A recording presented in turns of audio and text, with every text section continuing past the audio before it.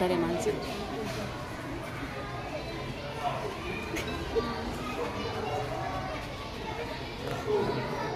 सकू इकडे, सकू. हा बकू पण इकडे यायचे, बकूनी पण. एक छोटी आणि एक बकू मोठी. बसा बसा, सगळे तिघ पण खाली बसा बरं. तिघे पण खाली बसा. हो आहे आमची बकुळी ना जरा विचित्रच आहे बरं का. ते आजीला मारून टाकते का काय माहिती, काय करते काय, आजीचा ज्यूस घेते काय माहिती. आजीबाई जरा बाजूला सारखा, तुमचा पण जीव जाईल बाई. जरा जपून बसा तुम्ही. तर बघा, मला हे सांगायचं मुलांनो, विद्यार्थी मित्रांनो, आवाज ऐकतील का तुम्ही माझं? तर विद्यार्थी मित्रांनो, या म्हणजे आपण लहानपणापासून आपल्या घरामध्ये मोठी वडीलधारं माणसं असतात ना, आजी असतात, आजोबा असतात, हो की नाही, शेजारचे असतात, आसपास परिसरामध्ये खूप सारी लोक असतात ज्यांना आपली गरज असते. आपण छोटे असतो ना, आपण तुरु तुरु तुरु तुरु इकडे तिकडे पळतो, म्हणून ते आपल्याला कामं सांगतात. म्हणून आपण लहान मुलांची, लहान मुलांनी, मोठ्या माणसांची आपण काय केली पाहिजे? मदत केली पाहिजे. एकामेका सहाय्य करू अवघे धरू सुफंत, हो की नाही. म्हणजेच एखादा कुणी व्यक्ती अडचणीमध्ये असेल, आता म्हाताऱ्या माणसांना चालता येत नाही, त्यांना एखादी वस्तू आणायची असेल तर आपण त्यांची मदत करू शकतो की नाही.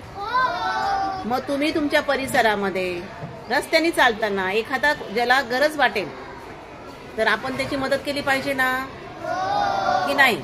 ही सकू आणि ही बकू काही कामाच्या आहेत का? नाही. त्यांनी त्या आजीबाईचं काही काम ऐकलंच नाही, परंतु आजीबाईचा तो डिंगऱ्या होता ना, तो लाडाचा होता. मग त्यांनी त्याचं काय केलं, आजीबाईचं काम ऐकलं आणि आजी खुश झाली. आणि खुश जाऊन ती सारखी हसतेच आहे. आजीला पाणी पिऊन इतकी एनर्जी आली ना का विचारायलाच नको. मग एकदा या सर्वांसाठी एकदा जोरात टाळ्या वाजवायच्या. आणि यानंतर तुम्ही मला एक प्रॉमिस करायचंय. तुम्ही मला काय करायचंय? एक प्रॉमिस करायचंय. इकडे बसायचंय. तुम्ही मला एक सर्वांनी प्रॉमिस करायचं की तुम्ही आपल्याला ज्या घरामध्ये मोठी मोठी व्यक्ती असतात त्यांचं आपण ऐकणार, आईला कामामध्ये मदत करणार, बाबांना कामामध्ये मदत करणार, आणि काम करायचं, होमवर्क करायचा. आईचा होमवर्क म्हणजे घरचा असतो आणि तुमचा होमवर्क म्हणजे कोणता असतो? शाळेचा असतो.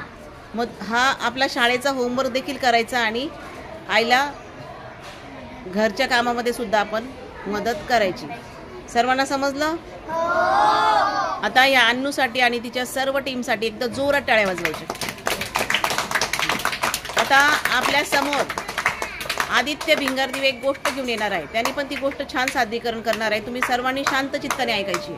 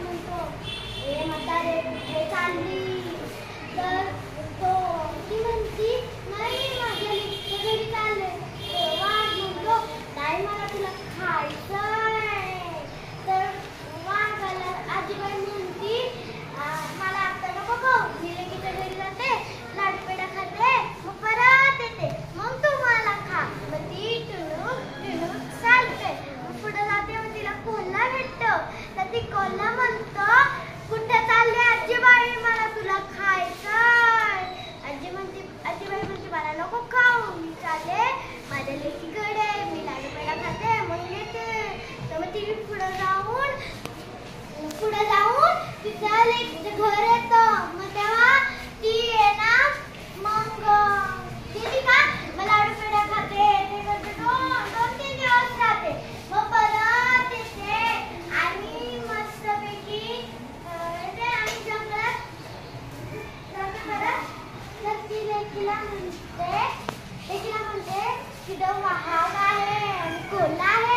मला खाऊन टाक म्हणते. मी त्याला प्रॉमिस केलंय, मी लेकीकडे जाईन, लाडकीला खाईन, मग येईन, मग मला खा असं म्हणाली. मग तिच्या लेकीला एक आयडिया आली.